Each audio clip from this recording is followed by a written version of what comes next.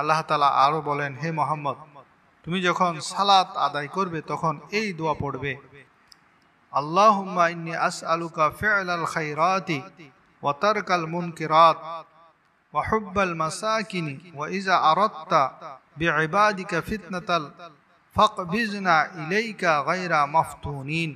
অর্থাৎ, হে আল্লাহ, আমি তোমার নিকট ভালো কাজ করার, খারাপ কাজ ত্যাগ করার, গরিব নিঃস্বদের ভালোবাসার মনস্কামনা চাই।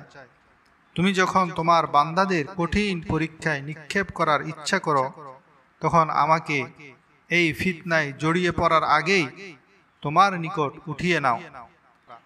অতএব আমাদের নবীকে আল্লাহ তাআলা স্বপ্নের মাধ্যমে দেখা দিলেন আর এই দোয়া শিক্ষা দিলেন যেন নামাজের পর আল্লাহর কাছে দোয়া করি, হে আল্লাহ, সকল খারাপ কাজ থেকে আমাকে বাঁচিয়ে রাখো, সকল ভালো কাজ করার তৌফিক দাও, গরিব মিসকিনদেরকে সাহায্য সহযোগিতা করার তৌফিক দান করো। হে আল্লাহ, তোমার কোনো আযাব গজব আসার আগেই আমাকে তোমার নিকট উঠিয়ে নাও, অর্থাৎ মৃত্যু দান করো।